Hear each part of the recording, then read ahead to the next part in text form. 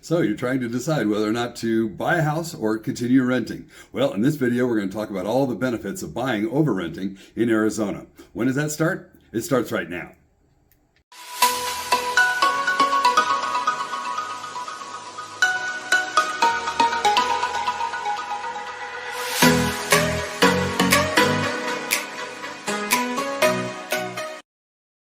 So if this is your first time to my channel, make sure you click the like and subscribe button, as well as the notification bell, to keep updated on all things happening in the Phoenix market. My name is Mark Phillips, and on behalf of everyone at eXp Realty, I'd like to thank you for coming to my channel. Now, I tell you what, me and my partners at eXp, we get calls each and every week from people just like you, all wanting to know about all kinds of things going on in the Phoenix real estate market. And I tell you, we just love it. So if you have any questions beyond this video, or even if anything I can do to help, absolutely. Send me a text, shoot me an email, give me a phone call. We'll be happy to help you do whatever you have to do in the Phoenix market with regarding to real estate. So looking forward to doing that. Now, what's this thing all about? What's this video going to be? Well, we talked about the benefits of buying versus renting. There's a lot of renters in the Phoenix area, but I tell you what, there's a lot of benefits to going in and buying a place versus continuing to rent. And that's the purpose of this video. We're going to talk about all the things that you want to know about so that you can make the best decision and try and get out of that rental. Most people think that they can't get out of their rental. They figure, you know what, I can't afford a home, I can't do this, I can't do that. Well, the best way to do it, and that's kudos to you guys for watching this video, is that this video will help you answer those questions. And if nothing else, it'll give you ideas to then get in touch with me and my team, and we can put you into a brand new home. Okay, so we're trying to decide whether or not to rent or buy. What are the benefits? What are the downsides? Well, I'll tell you what. The biggest question you need to ask yourself first is how long you plan on being in the particular place. Do you want to, if you're planning on being there, let's say a year, maybe two, then perhaps renting would be a better situation for you, at least in the short term, because it's easier to get into a rental, into a lease. The credit check is a little bit lighter. The down payment that you may make is going to be certainly a little easier on your pocketbook. But the biggest thing is to think about is how long you're going to be there. So if it's going to be longer than 2 years, then I would say buying will be much better for you. Now, even with that, though, think about this, and it really comes down to the biggest driving factor that is a positive benefit for buying a home versus renting, especially in Phoenix, is the fact of equity. Now, what is equity? Well, let's say I buy a home for $100,000. Okay, so my nut is $100,000, and I'm paying my mortgage, which is basically reducing that amount over the time that I have it. Well, let's say when I go to sell it, all along it's been appreciating. Sure, the market goes up, the market goes down, but over the long term, typically, equity values, the value of the home goes up over time. So let's say in 5 years from now, well, let's say the value has gone up quite a bit. Let's say it's worth $200,000. Well, your equity in that position or in that property would be the difference between the mortgage, which you owe on it $100,000, versus what it's worth, $200,000. So you walk into $100,000 worth of equity. That's a big deal, and that's just a fictitious scenario.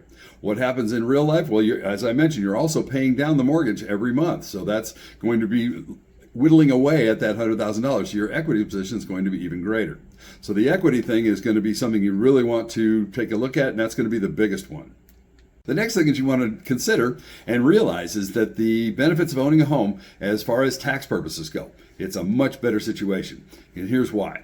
You get to write off all of the interest that you're paying every month on that home. It is a tax deduction on a Schedule A. So I'm not a tax professional. You would want to consult your tax professional to make sure you get all the specifics, but in general, that's what you're able to do. You can write off other things and all kinds of benefits, all designed to reduce your taxable income, make it better for you, you get a bigger tax refund. So that's a big benefit to owning a home as well, the tax benefits that come with it. There's all kinds of incentives, benefits, and things like that. So that's something you want to take a look at. Another thing you want to think about, let's say you move into an apartment and you're a very festive person and you want to paint the walls whatever color you want. Can you do it in an apartment? Can you do it in a rental? The answer is maybe. Most of the time, landlords don't like their tenants going crazy with paint. Or what about renovations? Let's say you want to knock down a wall. You think your landlord's going to let you do that? And further, you're going to do those changes if you can do it, which is unlikely. The second thing, are they going to want you to do it? If they do, well, why would you want to improve their property? Are you gaining any equity in that position? No, you're paying rent every month. So why would you want to improve someone else's place when you could be doing it for yourself? So that's another reason why renting is not as good as buying. Buying, you own the place. You can kind of do whatever you want in your house. And doing those things like renovating the kitchen or renovating a bedroom or bathroom. All of those are improvements that will contribute to the first position we were talking about, which is equity. It's going to be building equity for you as opposed to for your landlord. So something to think about, renovations. Here's another benefit that you want to think about. And these are kind of, I'll say, lesser benefits, but still nonetheless. What happens if you are in a rental situation? You're renting either a house or an apartment, and let's say you need to make some extra money, or you're having trouble making the mortgage or whatever, or rent. What's going to happen? Can you rent the place out to someone else under a rental situation? More than likely, you're not going to be able to do that. Let's say you've got a 3-bedroom house that you're renting, and you want to rent out a third, one of those bedrooms to someone else, maybe a friend or something like that. Are you going to be able to?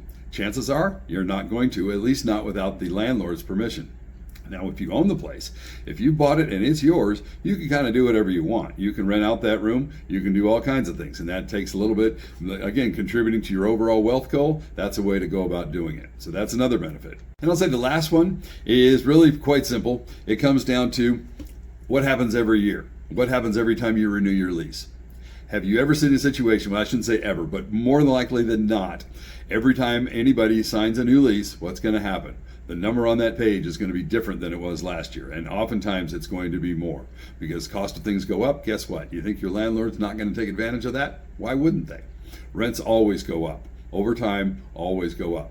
So why not take advantage of the fact that if you're paying the mortgage, that mortgage is going to be the same every month, every year for the term of that loan.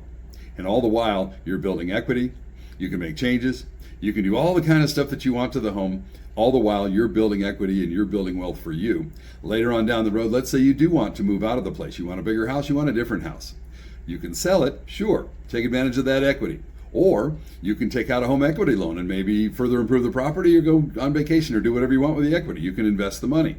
The last thing you would want to do with it maybe is to vacate the home and instead of selling it, consider renting it. Become a landlord yourself.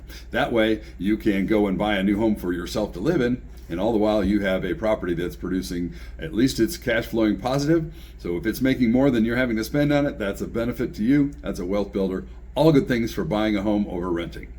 So this has been my video on renting versus buying and why buying is almost always going to be better than renting.